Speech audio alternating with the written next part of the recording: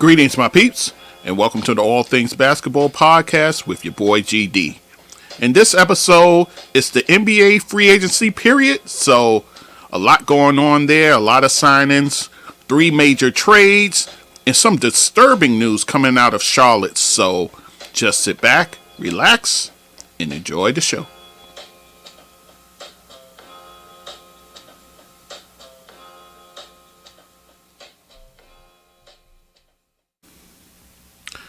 Okay, guys, so I gave you everything that happened pre free agency period. So all the trades, all the declines, all the opt-ins, and so forth.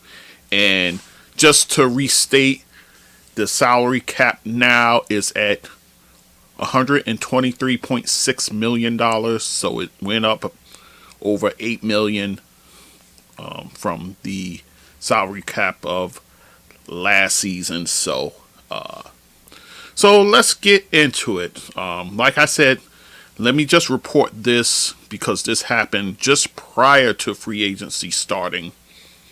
The Charlotte Hornets forward, a restricted free agent actually, Miles Bridges, arrested on domestic violence charges by the LAPD. He's charged with assault on his wife. And from the report I read and the pictures I saw, she posted pictures on Instagram. I read the report. And this is as a result of the violence against his wife. Physical abuse, strangulation, brain concussion, fracture of nasal bone, rib contusion, multiple bruises, and strain of neck muscle. So, and again, he was in line for the rookie max deal. So, with this incident coming down the pike, doesn't look good for Bridges right now. Looks bad, guys. It looks bad if you're a Charlotte Hornets fan. Doesn't look good in that regard. Totally out of line. For him to do such a thing to his wife, mind you, in front of his children, from what I understand. Just despicable. Needless to say, I don't think we'll be hearing much in regard to his contract status anytime soon. So with that said, let's talk about the things that led up. A few other things before free agency started. The San Antonio Spurs released Danilo Gallinari, as I imagined. So he will end up signing a mid-level exception, either with Boston, Miami, or Chicago. That hasn't been determined as of yet. Also, bad news for the Grizzlies. Surgery needed for Jaren Jackson Jr. for a stress fracture in his foot. And he's to miss 4 to 6 months. So, severe blow to the Memphis Grizzlies there. So, needless to say, they have to figure some things out in that regard. For the moment, the guy has to be Brandon Clark. Brandon Clark is their forward that comes off the bench. A firepower guy. A guy who can come in and spell JJJ at times. But he's going to have to be the guy until he's ready. Because at this timetable, you're talking, let's say, at worst 6 months. So we are now in July.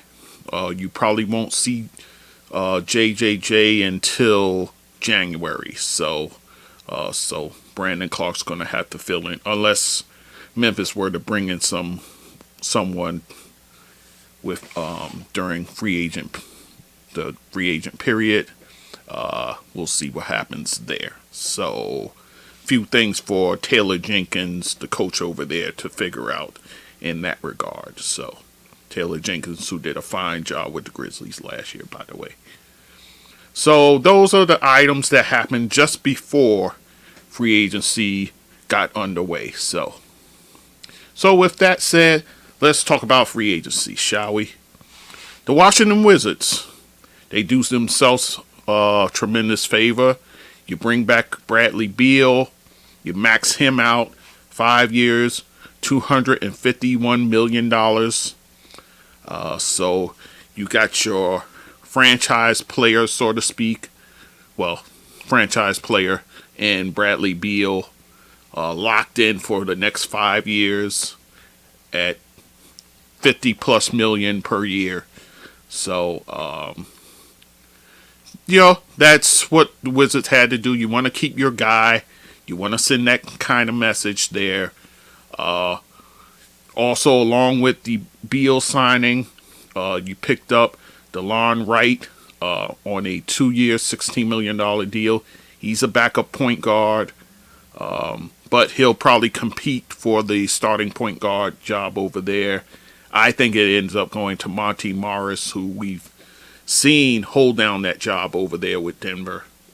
And then Anthony Gill you get for 2 years at number 2 be announced. So Washington, I tell you what, you still got Porzingis over there. You got a Bradley Beal now. You Kyle Kuzma, Roy Hachimura, you got him there. Your center situation is somewhat solidified with Danielle Galford and as well as Thomas Bryant, who should be in better shape coming out of training camp and into the season. He should be in a bit better shape because remember, he came back from the knee injury about mid-season or so.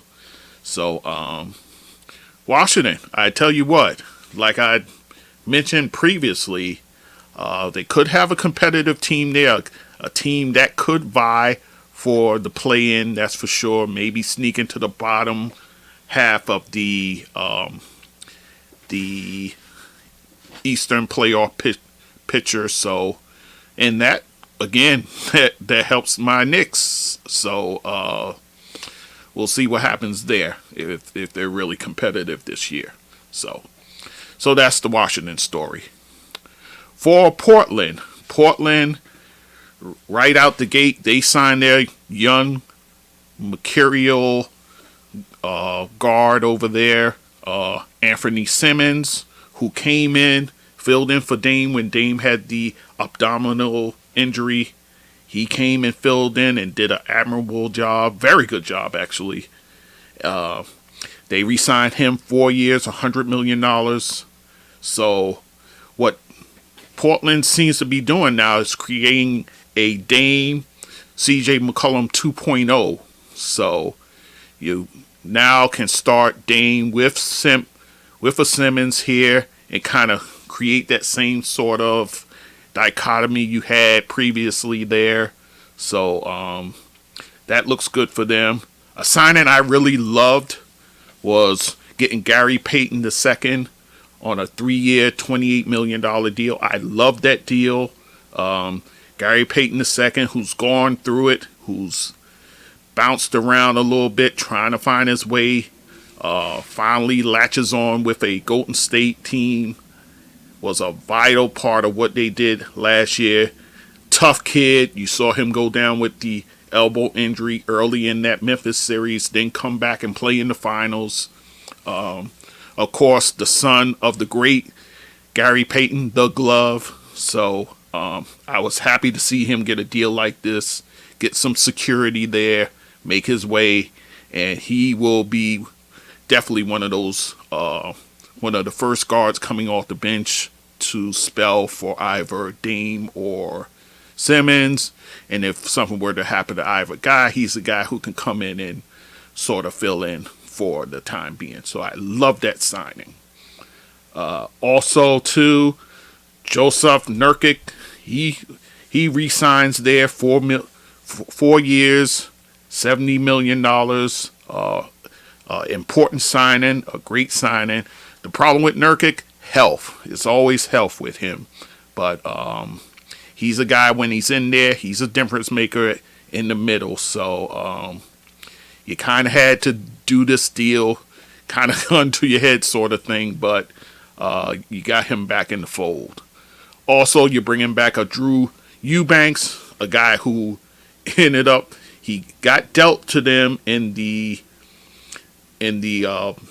round trade deadline. He came in, he actually filled in for Nurkic when he went down.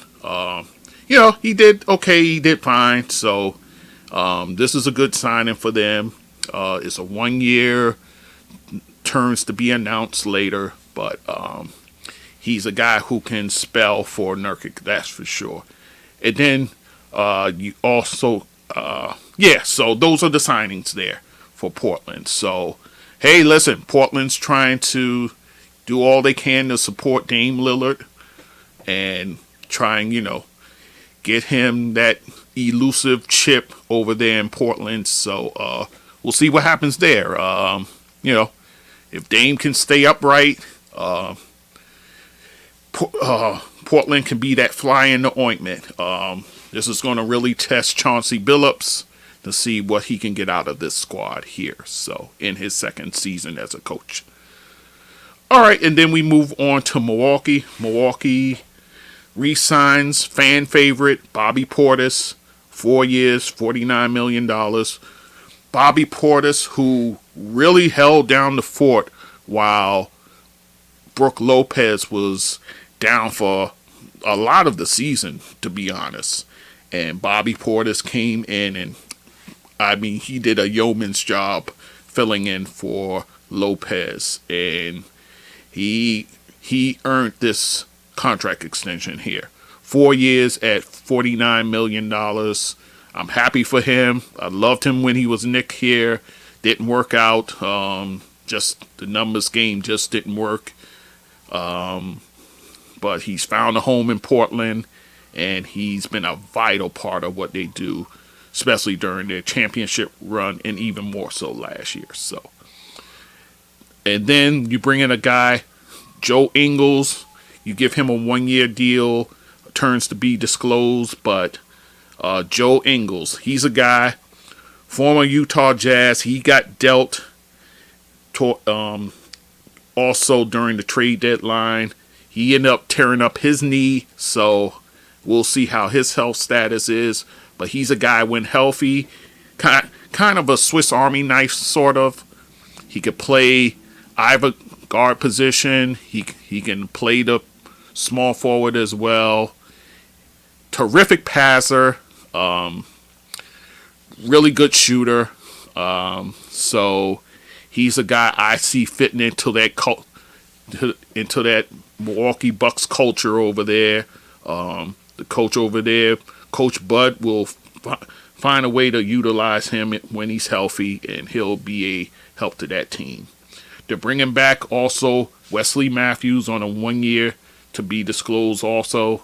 Wesley Matthews, veteran, been around a long time. He's one of those guys you love to have on your bench just because of his knowledge of the game and so forth.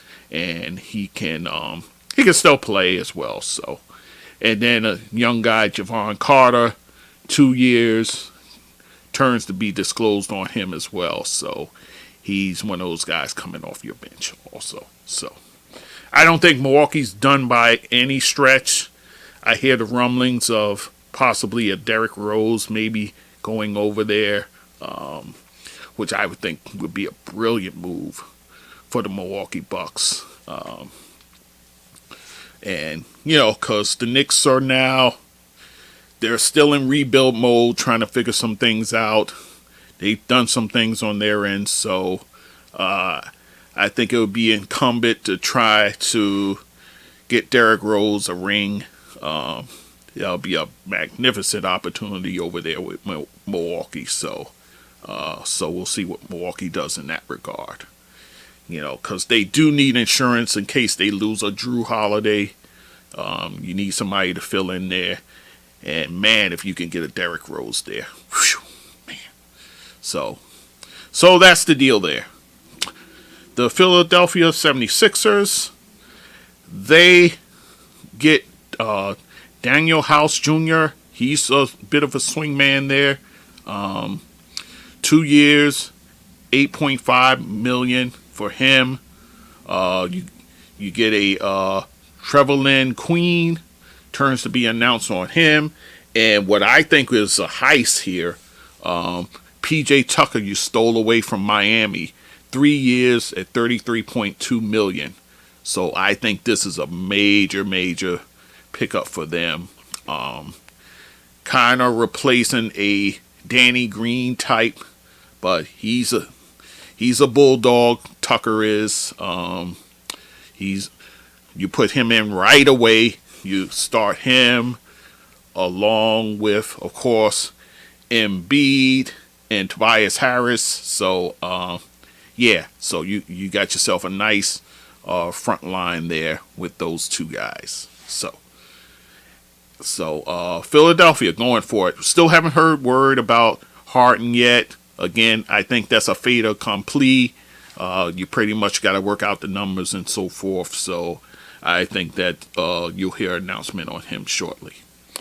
The Memphis Grizzlies re-signed Titus Jones, 2 years, $30 million. That's the smart play here. He's a guy, if something were to happen with Ja Morant, he comes in, fills in seamlessly. You gave him 2 years, $30 million.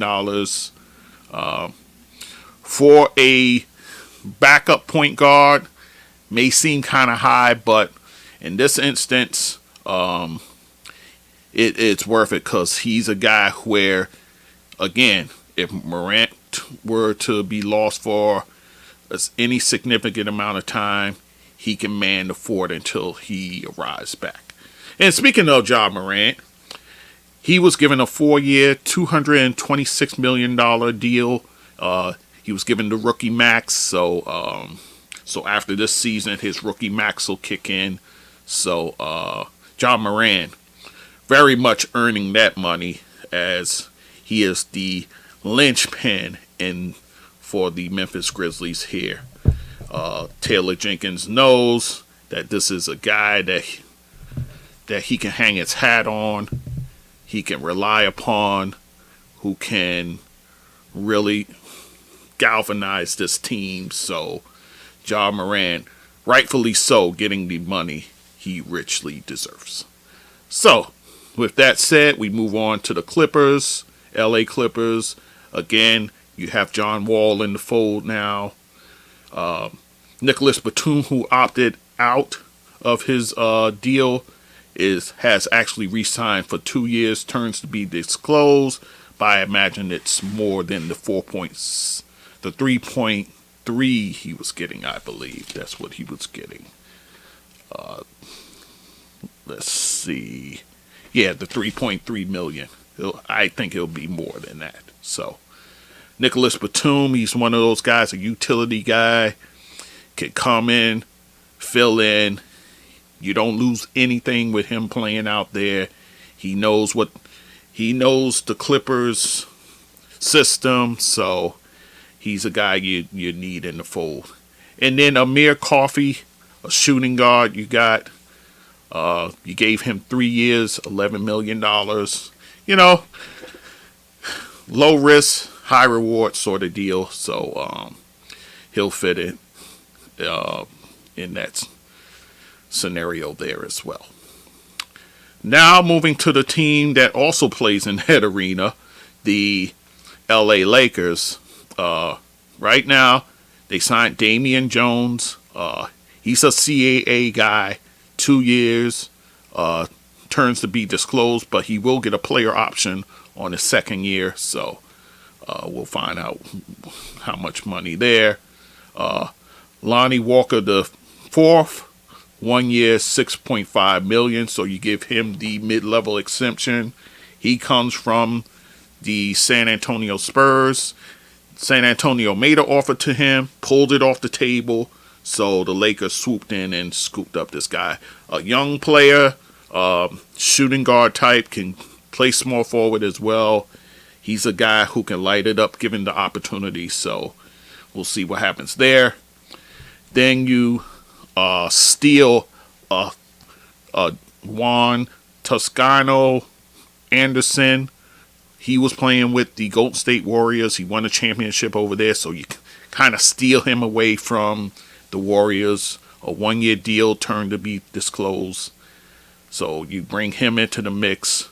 You know what that is, guys. You just bring in a guy who knows the Warrior system, so you just bring him over, that sort of thing. And then Troy Brown Jr., you gave a 1-year deal, turns to be disclosed.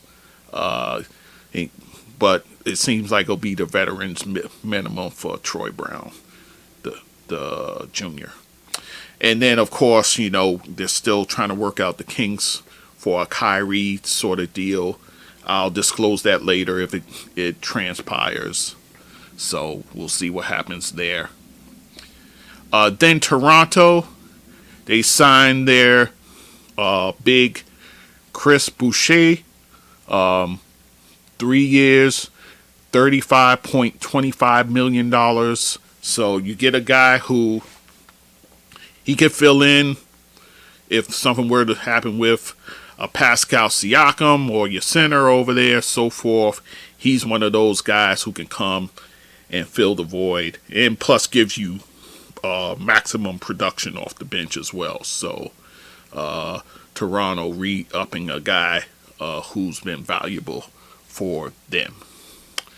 And then OKC, they actually signed somebody. Can you believe it? Well, this is their own guy.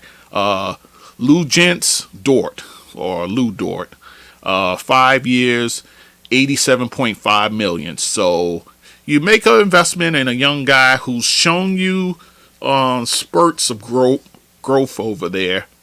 He shows you flashes of what he can do. So he's a guy, he's a foundational piece along with Shai Gilgeous-Alexander, Josh Giddey, of course, Chet Holmgren now that you got in the mix, and all those guys there. So this is a smart signing by OKC. Sam Presti still, working his magic over there, so to speak. So then you come to the Sacramento Kings. Sacramento Kings, they get Malik Monk, who was playing in LA, on a 2-year, $19 million deal. Solid deal here. Malik Monk played very well for the Lakers. I thought he'd be a guy that they re-signed, but I think the way he played, he priced himself out. So he's getting nearly $10 million a year over here for Sacramento. Sacramento, they need help over there, that's for sure. So he's a guy who comes in there, and now he plays with a Mike Brown who kind of knows what he can do. So I think he'll be a nice piece for the Kings. So then you have the Dallas Mavericks. The Dallas Mavericks, who already added Christian Wood via trade, brings in a JaVale McGee, 3 years, $20.1 million. So now you have 2 quality bigs now in McGee and Wood. So Dallas, I think, has significantly upgraded thus far. This is a team who went to the Western Conference Finals against a Golden State. Pretty much, went toe-to-toe with them. But I think the lack of size really hurt them in that series, I think.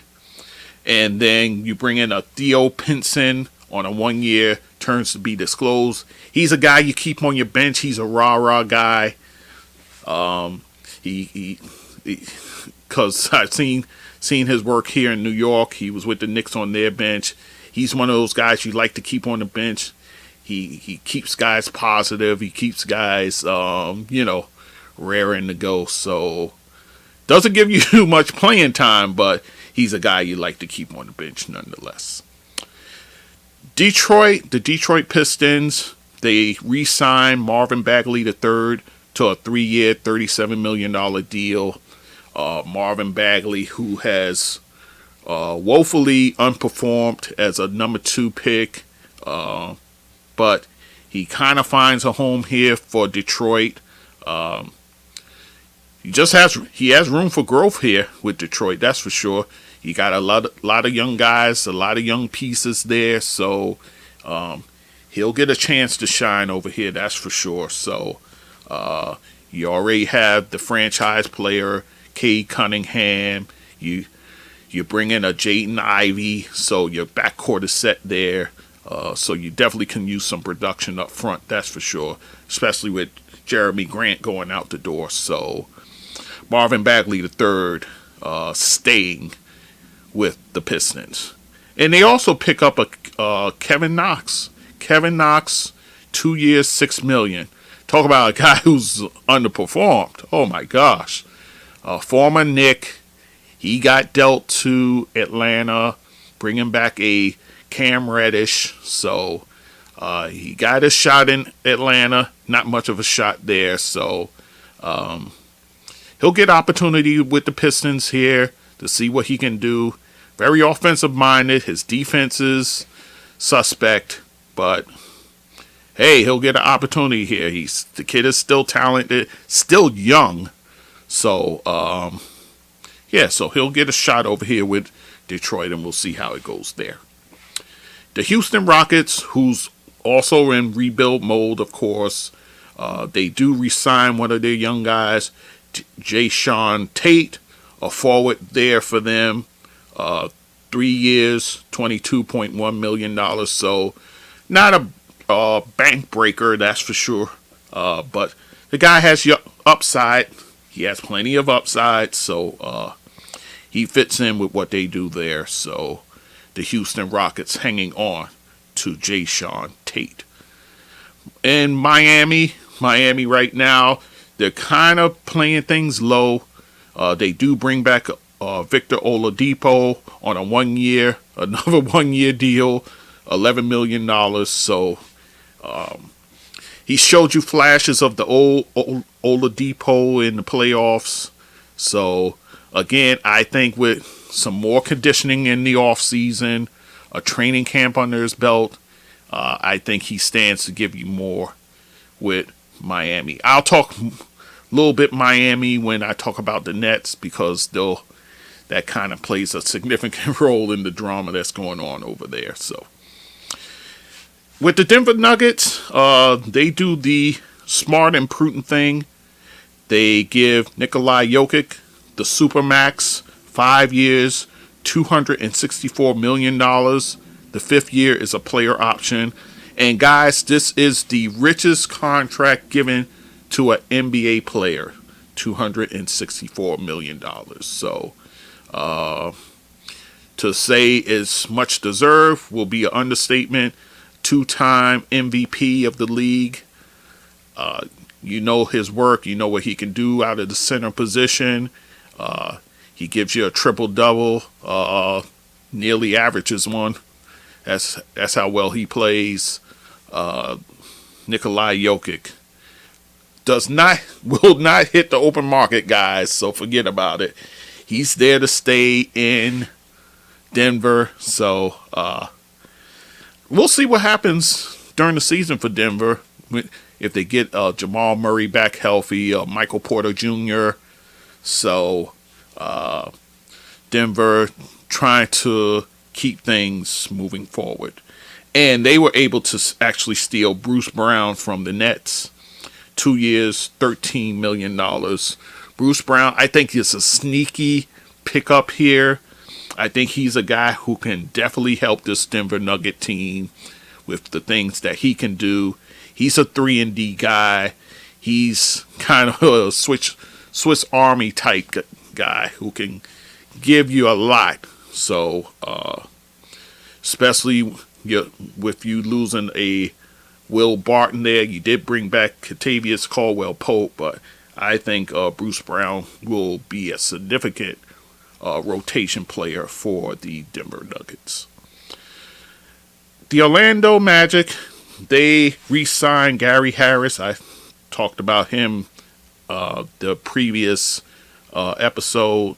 Gary Harris, a 3-and-D guy they bring back at 2 years, $26 million. He's the shooting guard there. Nothing flashy, nothing to do handstands about, but he's a professional shooting guard. Can D up his man, can launch it from deep. So Gary Harris staying with the Orlando Magic. The Minnesota Timberwolves. I'll talk about them more when I talk about the deal they made, but they do steal Kyle Anderson from the Memphis Grizzlies. He comes to Minnesota 2 years, $18 million. And then Karl Anthony Towns gets the Supermax 4 years at $224 million. So Karl Anthony Towns, the franchise player, getting his Supermax. The Chicago Bulls. They were able to sign Andre Drummond, who was with the Nets. He goes to Chicago now on a 2-year, $6.6 million deal. He'll be a guy coming off the bench, filling in for Nikolai Vucevic. So, Andre Drummond, he had a uneven time over there in Brooklyn. I thought he was more valuable with the Sixers, but somehow it didn't work out quite well in Brooklyn, even in the playoff series against the Boston Celtics.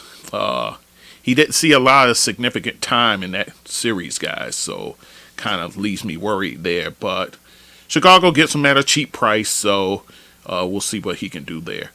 And then, of course, Zach LaVine, he re-signs with the Chicago Bulls, 5 years, $215 million.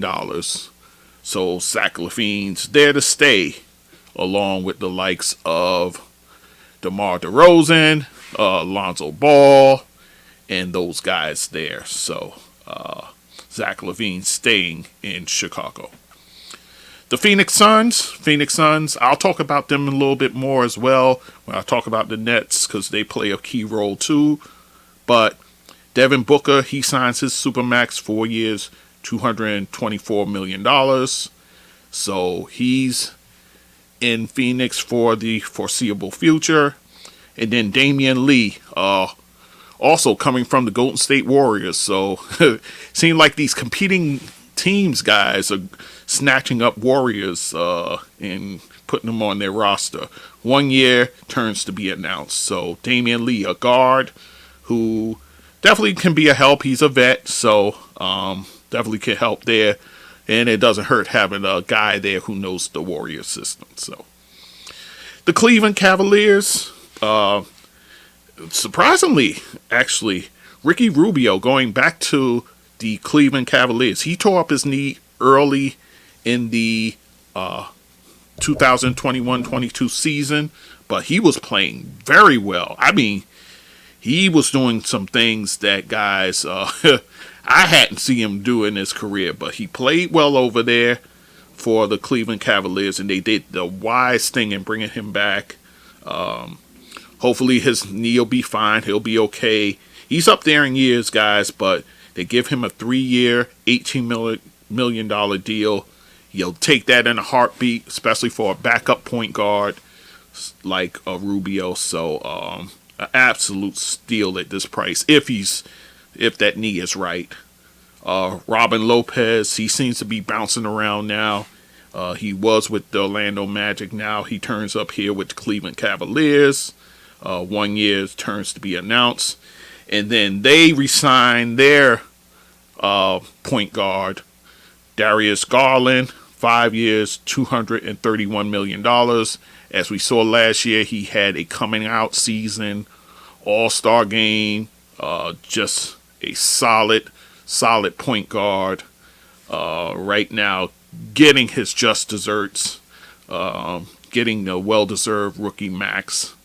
So Cleveland moving in the right direction here as they go forward. And speaking of the Golden State Warriors, they were able to re-sign Kevon Looney 3 years, $25.5 million. That's an absolute steal at that price for what Kevon Looney does. There is the specter of James Wiseman coming back healthy, so maybe that's why you got Looney at this cheap price. But Kevon Looney staying. And then Nemanja Bjelica, he's going to Turkey, actually. So you lose a valuable player like this. He goes overseas to Turkey, so you're going to lose out on him. But they were able to sign Dante DiVincenzo, who was previously with the Kings, but before that, the Milwaukee Bucks.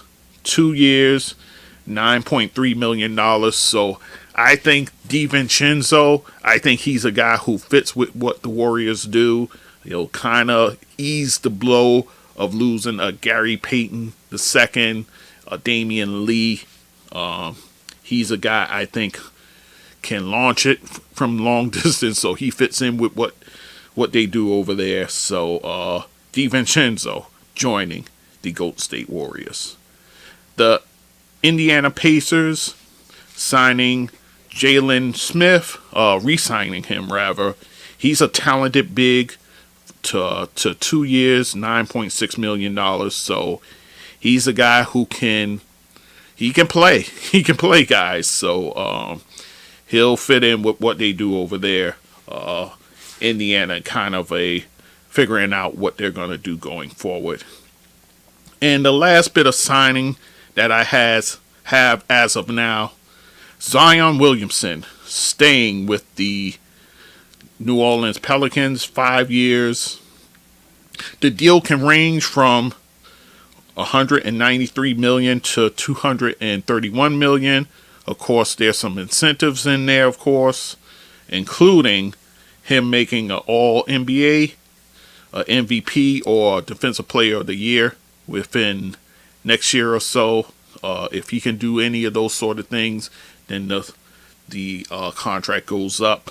So Zion Williamson getting this money, but he can get even more money with how he plays. So Pelicans rolling the dice here, re-signing their guy. So hopefully that will come to fruition for them. So guys, that's all of the signings there. Let's talk 3 trades right quick. The Boston Celtics dealing for Malcolm Brogdon of the Indiana Pacers. In return, they send Nick Stauskas, bench player there, Malik Fitz, Jawan Morgan, Daniel Theis. Daniel Theis just seems to always be on the move, especially Boston always seems to trade this guy somewhere.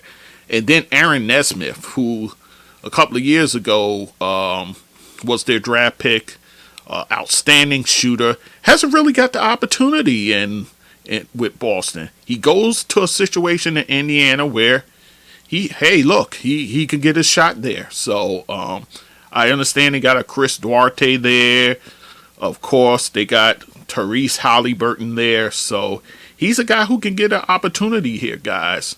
And also they get Boston's 2023 first round pick as well in this deal. So Boston, they're under the impression they're getting their point guard of the future, but Malcolm Brogdon really stands to be a combo guard. So I just wonder how that's going to work.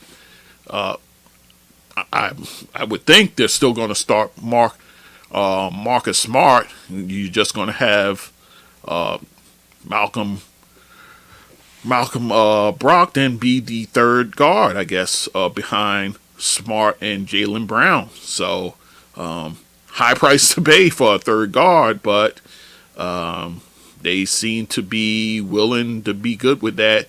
They still have a Derek White in the fold as well. So is this a significant upgrade? It is if he's healthy. That's the whole problem. His health.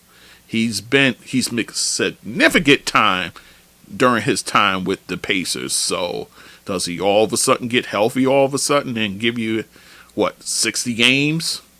Maybe he does. But we'll see what happens here. So Boston rolling the dice here and getting a talented guard, but an off-injured guard. So we'll see.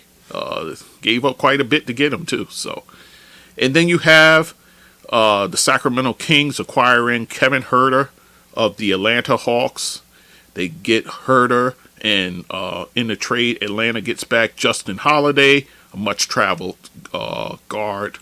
Mo Harkless, who seemed to have gone any and everywhere. And then they're getting a 2024 first-round pick, which is top 14 protected. So Kevin Huerter is a guy who will find a place over there. He's a guy who can launch it from deep, can fill it up. So definitely a player there who will pay dividends with the Kings and new coach over there, Mike Brown. So, and then there's the big trade. Rudy Gobert going to the Minnesota Timberwolves, and in return,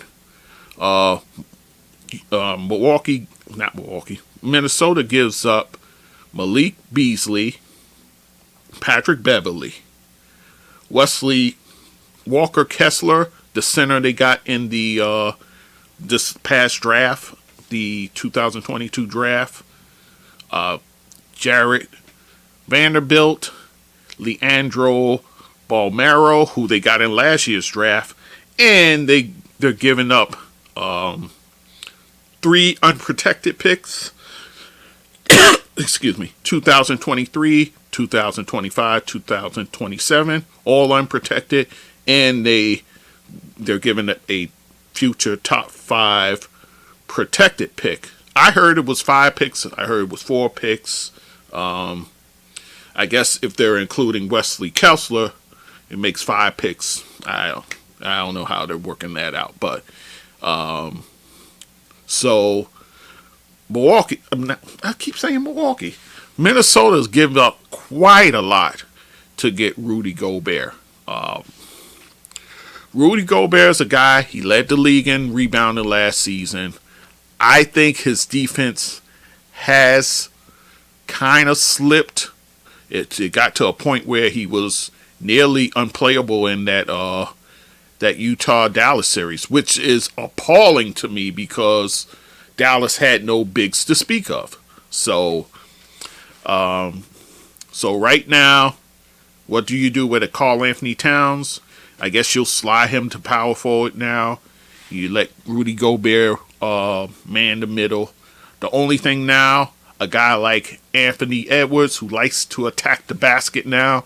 Now the lane may be a bit clogged with Gobert in there because, let's face it, guys, it's not like Gobert has a face-up jump shot. So that's going to be problematic, guys.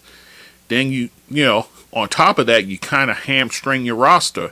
And then remember, eventually you're going to have to give Edwards the rookie max. You still have D'Angelo Russell. You really can't move him now that you brought Gobert in the mix. So I think, Minnesota's kind of just, they're going for it. So it'll be interesting to see what Chris Finch does with that roster now. But he's under some big time pressure now after his, a pretty successful season last season, I would say. So, the arrows got to point up, and the pressure's on now to go further in the playoffs. So you bring in a Gobert, you see what happens. But I got to say, Danny Ainge over there, once again, he pulls the wool over people's eyes, man. Getting all those unprotected picks. Oh my gosh. So they gotta win.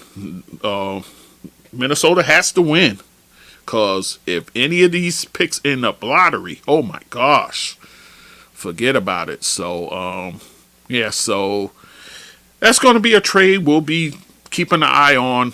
That's for sure. So, we'll see what happens there.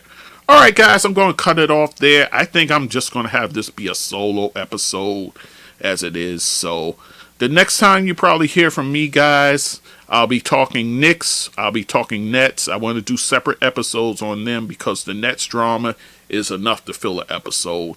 And, of course, my Knicks, I got to break it down to a fine powder as I always do. So, once again, guys, I thank you so much for listening to the podcast. And, of course, continue listening. Be safe out there, and we'll talk soon. Take care.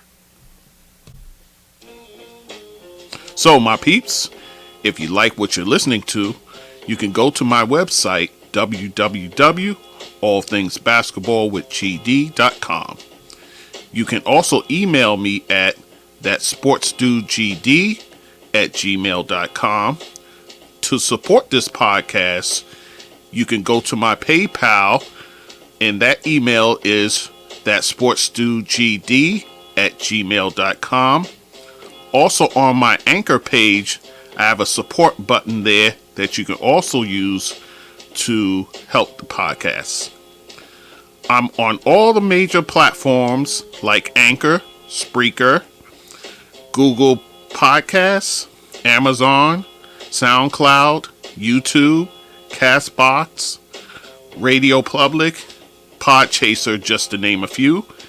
And also you can find me on social media, Facebook, Instagram, Twitter, TikTok, Clubhouse, and Fanbase. So, once again, I thank you for listening and supporting this podcast.